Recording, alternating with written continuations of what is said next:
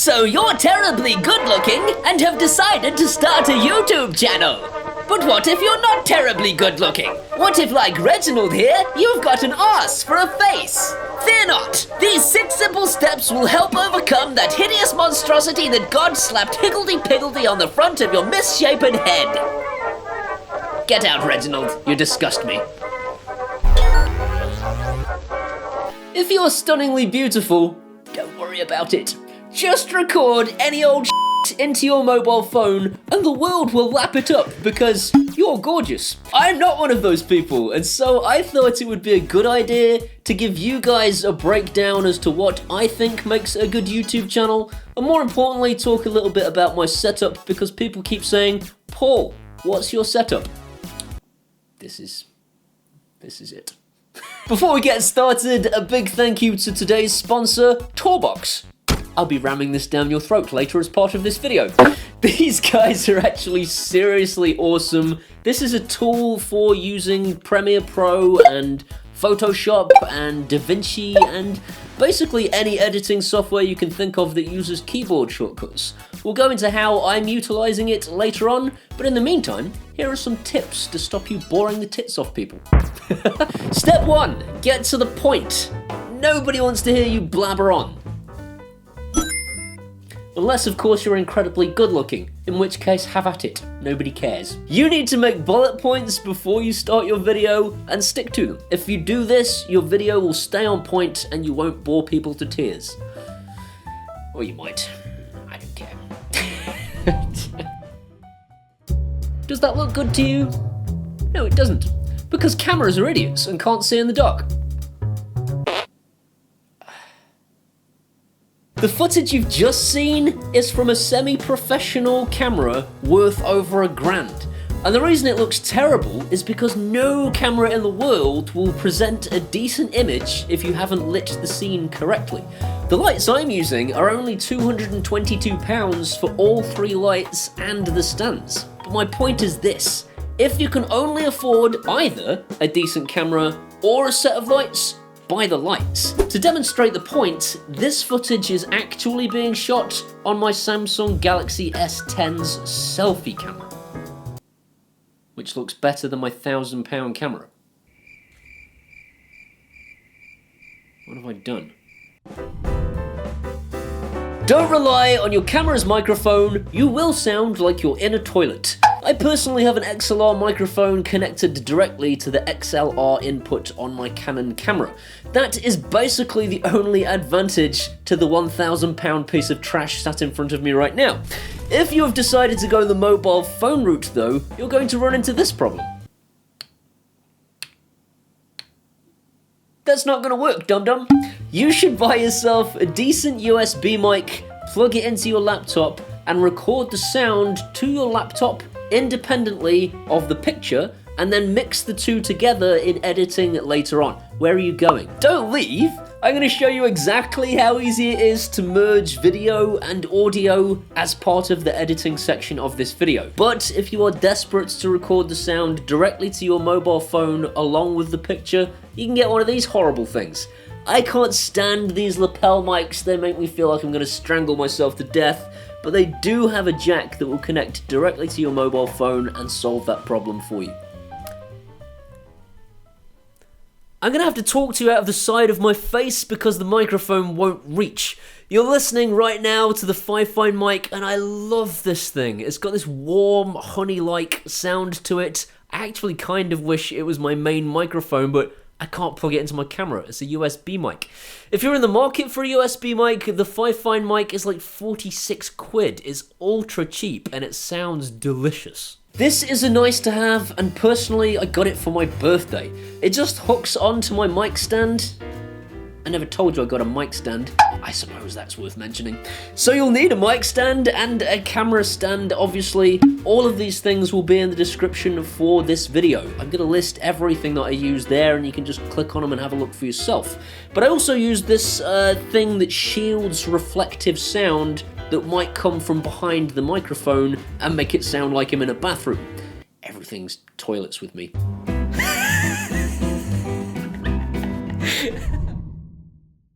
Get a green screen. Seriously, Everybody's like, no, I don't want a green screen, there's no point, I can't be arsed. It's so easy. Once you've actually done it once, you can just apply that same effect to future videos. Let me show you what my room looks like without a green screen.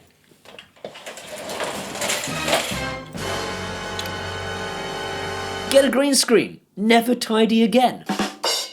I personally use Premiere Pro for doing all of my video editing and use Reaper for all of my audio recording if I need to record audio separately. Reaper is free to try, and then it's like an honor system. If you're a scumbag, you never have to pay for it.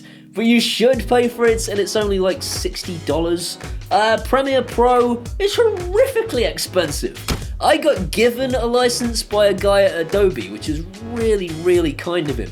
But if you can't afford the hundreds of pounds a year that you use to rent Adobe, then don't bother. Get DaVinci instead.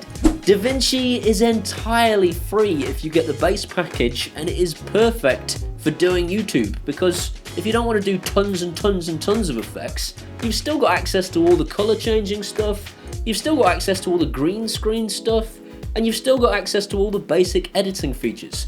DaVinci, entirely free, entirely beautiful. More than that though, DaVinci is actually used by Hollywood. It's that good. It was used to edit The King's Speech, which is a movie that definitely didn't make me cry, because I'm butch and manly. He just overcame such odds to be king. Now, how do I segue into talking about the Tourbox without making it look really adverty? Buy the new Tourbox! It's got spinny things! It's got pushy things! It's got spinny things that you can push! Buy the amazing new Tourbox today and get a free Mr. Socky! Mr. Socky is subject to availability, and availability is absolute zero because I only have 2 socks. In all seriousness, if you do video editing or Photoshop, this is one of the coolest things you'll ever buy. It solved tons of little problems for me, and I wish I'd had it sooner. Every button and dial can be programmed to do keyboard shortcuts, and the unit is context specific. So this means that if you open Photoshop, the buttons switch to their Photoshop shortcuts, and if you open Premiere Pro, they switch to their Premiere Pro shortcuts. This is absolutely magic. If you're learning how to use Premiere Pro or Photoshop for the first time, it is a seriously daunting task. There are so many different shortcuts to get to do things, everything else is buried in menus. This thing has buttons on it that you can pre-program up to be those shortcuts. So instead of learning that Ctrl and Z and Shift Ctrl and Z undoes and redoes your last action, you can just press the 2 buttons on the Toolbox instead. If you want to change the brush size on the fly, you can just turn the center dial and watch in awe as the brush size changes before your very eyes. All the buttons are programmable and super easy to change, so if you want a button to do something different, you just open up their dashboard, press the button on the Toolbox to get to the right place in the menu, and then click the button in the dashboard and press your keyboard shortcut. It learns it, it's that simple. I know it's difficult to trust sponsored posts, but seriously, if I had had this when I first started out, the whole editing thing would have been so much easier. The learning process would have been quicker, and I could have spent more time in front of the camera instead of sat at the computer. I think it's well priced for its money. There are just 3 things that I think it could improve. Number 1, I would love it to be wireless, although I think that's probably a technical impossibility, and I have to give them credit where credit's due. You can actually remove it from this end, so if anything happens to the cable, you can just plug a new cable in. The second thing is I would love to be able to use these buttons as toggles, so if I pressed it once, I got one tool, if I pressed it again, I got another tool. So, food for thought, Tourbox. The final thing is, I would like to adjust the velocity when I twiddle my knob. Just the top speed, it'd be a great thing. It does move more slowly if you move it more slowly, and more quickly if you move it more quickly, but to be able to adjust the top speed, so the maximum velocity when I twiddle the knob, you know, just the amount it adjusts, would be awesome. If you're looking to speed up your workflow, or you're learning everything for the first time, I can't recommend this thing enough. There are links in the description if you want to pick one up.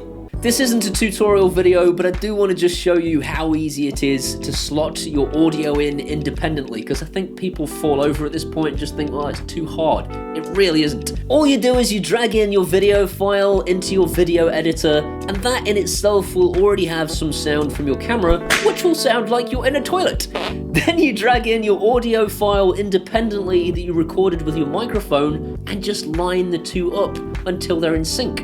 Once they're in sync, you can unlink the video clip from its own sound file and delete the sound file independently. That's it, job done. My final piece of advice is feed the trolls. People say don't feed the trolls. I say feed them poison. If you want to speak your mind whilst still remaining professional, just put a sock on your hand like this. F you, you piece of shit! I'll f***ing kill you! Wasn't me, it was the sock.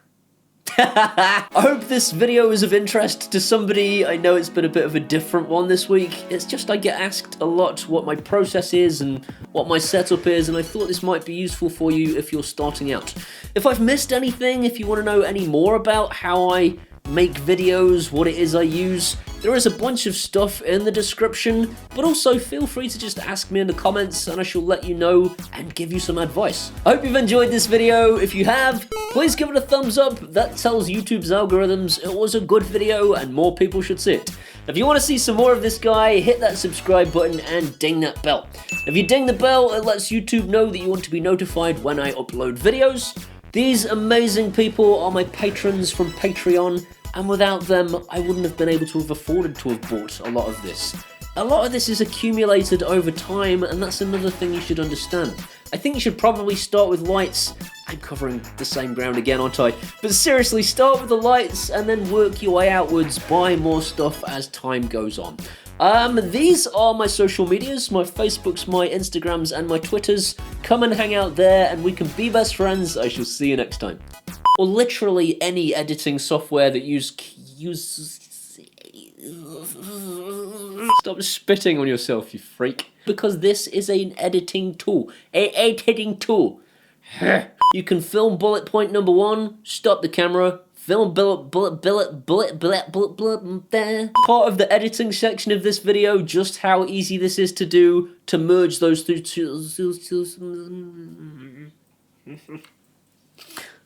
Can you tell I'm reading?